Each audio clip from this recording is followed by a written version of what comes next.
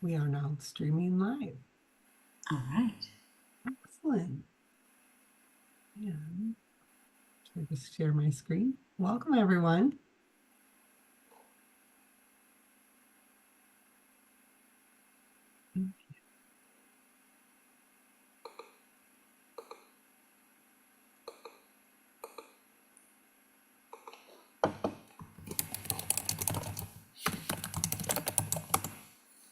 Welcome and good morning, everyone. Welcome. Good morning. Thanks for coming to our session, Benefits of Using ConexED for Professional Development, Program Planning, and Faculty Collaboration. We'd love to know who's joining us here today. So if you wouldn't mind in the chat, just put your name, title, and the school that you represent.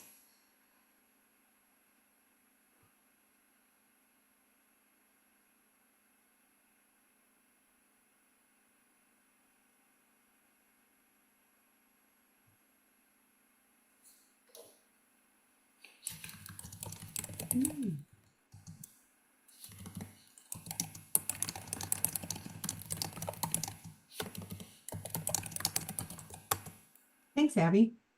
Absolutely. Good morning. Hi, Ramona. Hi, Shannon. Hi, Rebecca. Hi, Christina. Hi, Celeste. She was up on the top. Oh, hi, Celeste. Hi, Brandon. Welcome, everyone. We're so happy that you're here with us today. All right. So we will get started. Let's kick it off, everyone. We're really excited to have you here. My name is Abby Brighter, and I'm here with Natalie Fries. We are both implementation managers for ConexED, and we are really excited to bring you this presentation today to talk about the benefits of using ConexED for professional development, program planning, and faculty collaboration. So what we want you to walk away with from this session today is what options do you have within the ConexED platform as it is today? What would be the rationale for using it for professional development and programming and faculty collaboration efforts? We'll look at the structure and organization choices within ConexED, and then the benefits, of course, as data, because we all know data drives everything that we do. So how can you use ConexED? What are your options? Well, there's a lot of different ways to meet all those objectives in ConexED. You can organize campus divisions, departments, and efforts as usual. And you can create specific reason codes for meetings, specific event for faculty and employees, defined and trackable recurring busy events related to those initiatives, defined access for scheduling links by role. So in other words, faculty or a higher would see those options instead of students. And the links and the access is not accessible for students. So data, again, seamless, effortless. You have attendance data, times, dates, reason codes, reporting in any way that you can collect data from student-focused activities and interactions. You can do the same for your faculty collaboration initiatives. So,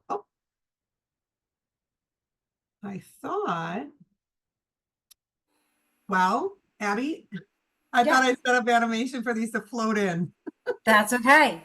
These are just some questions we want you all to think about, and we'd love to hear your feedback in the chat with regards to this. For example, and you can answer one or more of these questions, but thinking about things like, what process do you use to track and tally time spent on planning, evaluation?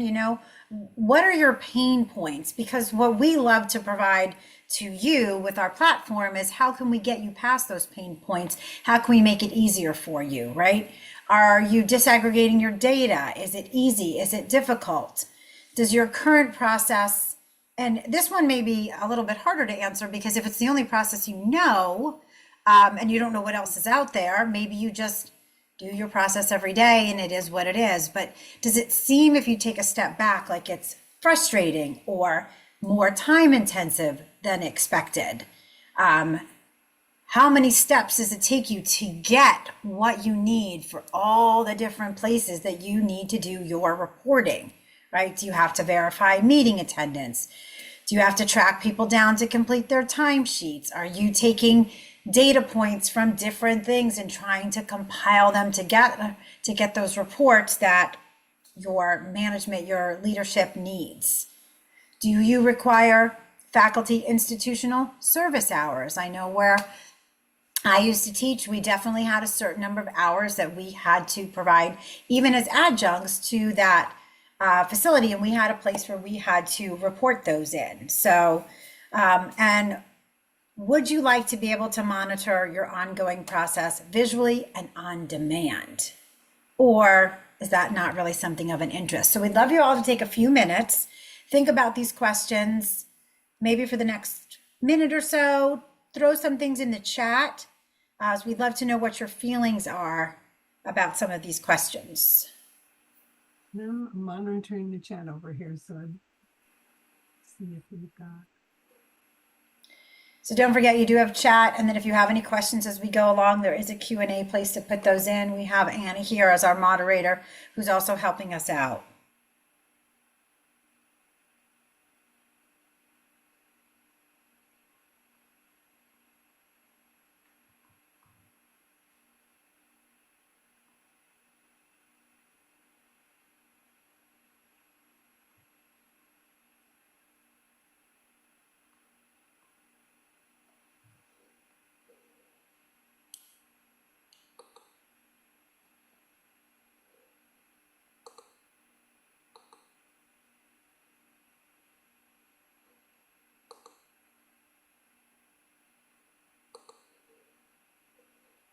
So while we're waiting for those responses, Nat, Clarissa says, I'm new to ConexED and will need to learn more about how to download the data from the system. All right, thanks, Clarissa. Great, thanks. I think too, these questions are just meant to kind of generate your thoughts of, as we go through the options, you know, what are some of those things that you wish you could do as well, right? We know sometimes there's pain points. Hey, I have to use data from 3 different sources and I have to dump it in Excel and I have to text a column or whatever you have to do. So some of those problems you'd like to solve, but some of you might be like, you know, in our current reporting, how we've set things up in all the systems that we're using, we still wish we could get this answer. So hopefully today, as we go through, you'll get some ideas on how you can refine your current processes in ConexED, or some of the ways that using ConexED for things that you currently do and switching over to us will alleviate and give you the data that you need. So maybe should we just, as everybody's thinking about those, should we just move forward? Okay, great. Okay, so why? Why would you want to use ConexED for these things? Well, again, capture that data. If you have grants, if you have state reporting requirements, if you have federal reporting requirements, if there's a specific campus initiative or you have a division initiative or department goals, like if you have unit planning, the way that you structure things in ConexED can really facilitate that data capture. In addition, you can capture data efforts where you're responding to your academic outcomes. So we know when you do a comprehensive program review, or you're reinventing or revisiting your curriculum for certain courses, right? When you look at your course outcome data and you say, man, we really have to get better academic wraparound supports for our students in developmental courses or such. We allow you to measure the efforts that people make, because we know sometimes we can measure attendance, but ConexED will let you track your outreach, your engagement levels and things like that. So you can align your curriculum or develop your curriculum. You can identify areas for supplemental instruction. You can have supplemental instruction planning meetings and then track those hours, right? It also helps you capture employee data for dean, division, and HR requirements, institutional service hours, like we mentioned, professional development hours tracking. If anyone has professional development goals, or if they're on a PIP plan, a performance and improvement plan, if you want to positively recognize people, if you're hour tracking for tenure track, all of these things, if you switch from using your regular calendar invite system and you use ConexED for these initiatives, that data is available at your fingertips. So like, what reporting requirements are applicable to your campus? So if you can answer in the chat, or just think, hey, maybe we could use that at our campus. So Abby, are you going to go over a little bit of how we Absolutely. structure? Thanks. Yeah, so there's many different ways that you can structure and organize within the ConexED platform. So for those of you that have been using the platform for a while now, you know that the way that we initially build it in a student services area is typically by department and group, right? So it might be student services, and underneath that, it might be admissions and financial aid. Financial aid could be their own department and have one or more groups underneath. In using this to engage with your faculty, there are also options and how it works for you. For example, I have one school that has set this up by department and school within the college, right? So the STEM college, and the groups are all the biology instructors, all the chemistry instructors, all the, engineering instructors. That's one way to do it. Another way could be by department, a math department, and have all the different courses. Or it could be by a particular field of study or a major, or by dean. The great part is that there is no one way to structure this. So, how you decide it works best for your organization and for your instructional side of the house and how they want to do it, you can certainly do it that way. You can, if you go to the next slide, Natalie, Sorry. that's okay. You can also do it as you see the Department for Faculty and Employees. So maybe you want to have department, faculty and employees, and one group might be, this is where we do everything related to professional development. And this group is for all of our new hires that we're going to be meeting with and training with and getting them onboarded. Then you might have other groups. It could be adjuncts. So this is all depending on where your college is. Classified staff, non-classified, faculty, whatever your determinations are, you can make it work for all of you. And the nice part about adding the instructional side into the departments and groups, as opposed to just letting faculty use it kind of on their own without being part of a group, is data.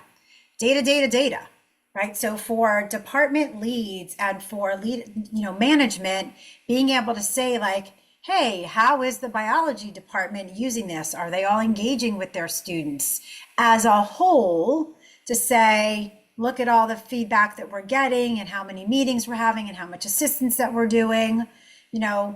This way you can do your reporting by the different areas, however it's set up on your side of the house. So here's an example. Go ahead, Natalie. nope, I'm sorry. Go. No, Natalie's just showing here the example we were just talking about. The blue line that you see here, this is your department, and then these are your groups.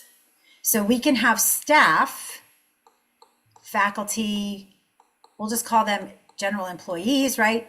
In each of these groups, they can overlap, they can be completely separate, but from within that, you could standardize all of those reason codes. So again, we're looking at how do we collect data on what our faculty and non-classified staff and their interactions with students, so that we can report that up. And with that data, it helps us make good decisions on driving the college forward. Another way that we can leverage ConexED's reporting capabilities is relative to using reason codes to track activities related to your instructions. So if you are a California school in particular, you guys have vision aligned reporting. This would apply to the area that does not require student ID to be tied with the initiatives. If you use ConexED to set up groups to I set up a department for such and then have groups within, you can track, those measures, right? Are you spending time in articulation meetings? Do you have comprehensive program review meetings? Are you conducting SWOT analysis, curriculum planning, dual enrollment planning? That's just some of the examples. And so you can see here we have just a sample of some reason codes, right? So in this way, if you're having an outcomes meeting or a goals meeting, or again, if you're planning and doing comprehensive program review at your campus, whether or not you're in California, instead of sending Outlook invitations and things for that, for the scheduling of those comprehensive program review meetings or those SWATs, if you use ConexED, then you can track that data and it connects it all for you. We also have, and now we just want to dive into some real data. So this is data from a current partner, and this is an example of how they use ConexED for their faculty office hours. So their department is called Faculty Office Hours, and the group is actually each individual faculty member's name. So on here, we just have instructor A, B, C, because I had to, for privacy. But you can see at a glance, right, when you disaggregate this data out and you look, you can see this one person has already had 358 faculty office hour meetings this term, this semester, or it's from the beginning of the year, right? 317. So it gives you an example of what instructors are more engaging on a routine basis. And these can be in-person meetings and virtual meetings, right? So we can then imagine if you're the supervisor, you've probably got some questions like, well, how are they doing that, right? If you take a look, I think this is just so interesting because for this partner, what we see is post-pandemic, there was actually an increase of engagement because they continued the process of using ConexED for faculty office hours. And I just think that's fantastic that you can see in 2023, there were 10,517 meetings. Now, your campus, you very well may be having this many meetings with your faculty, right? They might be having this many interactions with students. The question is, are you able to track that data and tie it to your initiatives? This campus is. If we look, the business intelligence dashboard will also provide you insight relative to these faculty collaborations or faculty office hours, where you can compile it, disaggregate, you can visualize it. It's you can look at when's the staff student connection, if the heat map provides like the busy times. So you might be able to go back and say to your faculty that you supervise, hey, maybe it's not the best idea to have office hours at 7:30 on Friday morning, right? When is the student contact rates? You can drill down by employee, department, division. You can have real-time progress monitoring. So if at any time you're wondering, hey, who's meeting for my program review? Who's already met? Things like that. You can use that data to inform your time and your resource allocation tracking. Are we meeting to meet? Are we meeting wisely? Should we be scheduling longer meetings on less days? And your effort measures. Again, that comprehensive data layering. We know we put a lot out there and we can't always get what we want, but we want to measure what we're trying to get. This is an example of the heat map for a school, that school with the popular meeting times. So we can see the darker the square, the busier it is. And we can also see, look at the total time in meetings by location online for this school, 72,553 meetings, right? And type. And then also wanted to just point out that it's really easy, and Abby, you can kind of talk through this screenshot for faculty or employees to adjust to using ConexED for a lot of these things. Yeah, placing your office hours on your calendar and then even synchronizing it with a Google or Outlook calendar really allows you to be able to manage everything in one place. And so it allows students the ability, if they needed to make an appointment with you, to be able to put those hours into your ConexED calendar, have them synchronize over with what other outside calendar that you use so that you don't ever get double booked. And then you can decide, for example, if Tuesdays is office hours for assignment help, then that's the reason code that you could assign on Tuesdays. If Thursdays is just open office hours, you don't really need to necessarily have a reason. Maybe you just need to come talk about whatever. You could create a reason code in which students just check open office hours. And then you're able to have that conversation. So you can control the when and the why and how often. You can also control things like how much advance notice do I need before a student can make an appointment? Can they make one 15 minutes before? Do you need to have it 4 hours before, 8 hours? So how close to the appointment time do you allow a student to make that appointment? And how far out? For example, do I only want them to see a calendar 7 days from now, 2 weeks, 3 weeks, a month?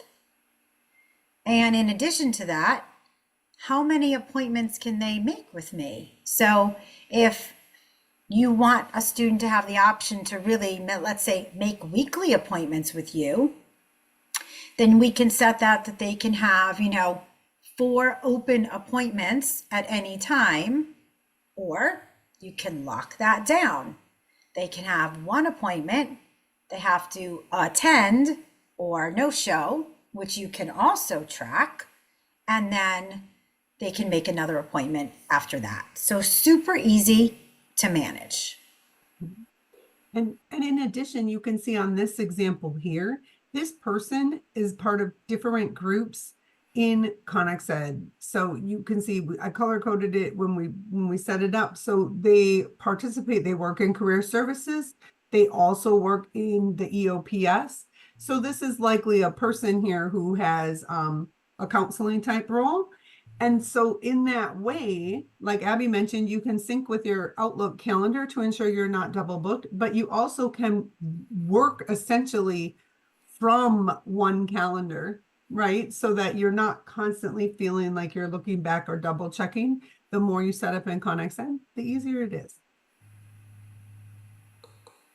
So some questions to consider as we'd love to have some dialogue or some thoughts, right? How would changing benefit your campus? How would it benefit your department?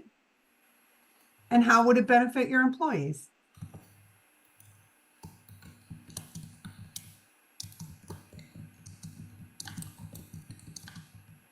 If you have an idea or a thought, we'd love to hear it in the chat. Or see it in the chat if I can get it.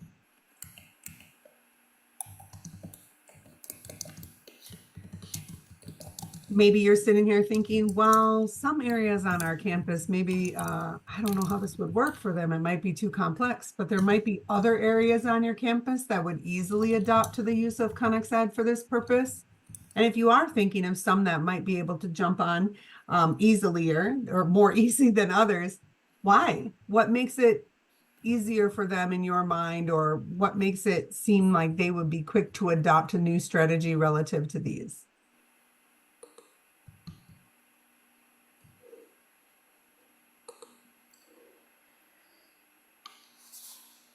So Shannon says, I would love to have our faculty in our student support directory so students could easily connect with their faculty members, especially our adjuncts who may not be on campus. Great point. And we did that when I worked at Purdue Global, and we've been using ConexED since 2016 for our tutoring centers. This is actually something that we added on. We created, the way that we approached it back then was one big group for faculty office hours, and anybody who wanted to use it could join that group and have their card on the platform. It's a great way for students to be able to find who they're looking for based on the department that that faculty member works in, whether they're adjunct or not, on campus or not. It's a great point, Shannon. Thank you. Thank you. I think another thing we have a tendency to think about, but it is true, what obstacles would you predict? What would cause setbacks? What would cause roadblocks? How can campus leaders curb the setbacks and plan to prevent these roadblocks? So Christina's asking, can we sync Apple calendars to help the syncing process with personal calendars? When your Apple calendar, do you get that through an Outlook or a Google? I don't know if I've ever No, seen it's an Apple calendar. I have Apple Calendar, like iCalendar. Oh, iCalendar, got it. Yeah, yeah. Hmm. It's a That's a great fantastic question. question. I don't know. So Anna, who is our moderator and support person extraordinaire, said that I don't think that's possible right now, but we will definitely talk with the team. So when you go in to synchronize your calendar, you have to choose Google or Outlook right now.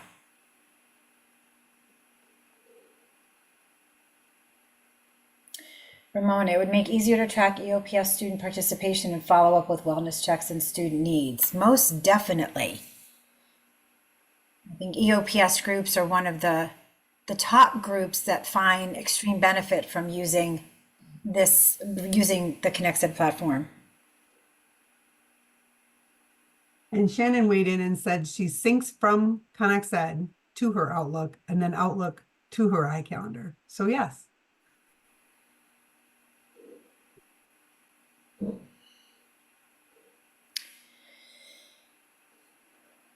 right, well, we have a couple of minutes, Natalie. I think the last question we'd like to leave you with is, what would you need most for change to happen?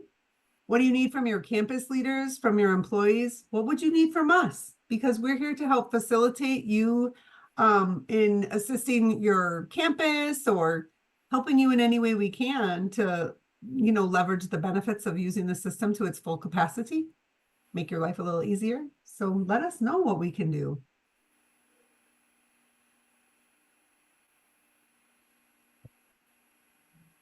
Oh, here we have an obstacle.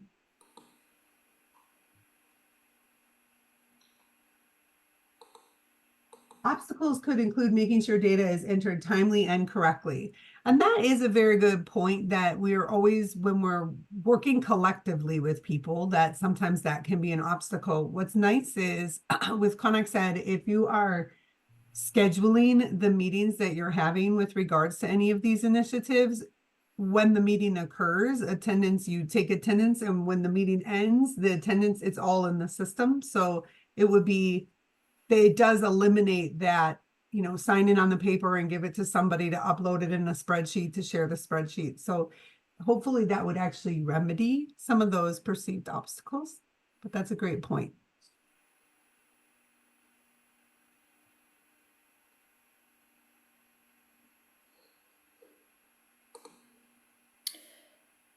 All right. Thanks everyone for being here today.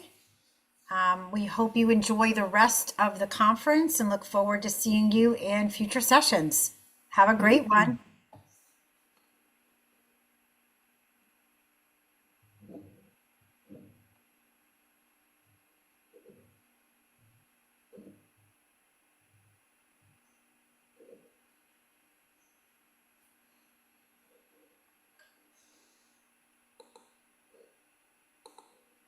We have one more question in here. Okay.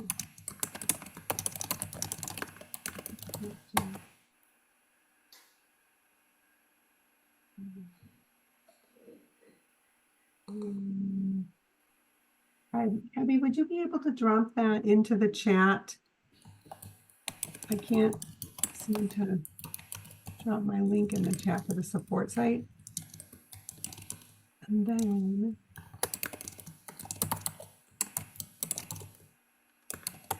then I could end, right? Yeah, I put it in the chat. Thank you.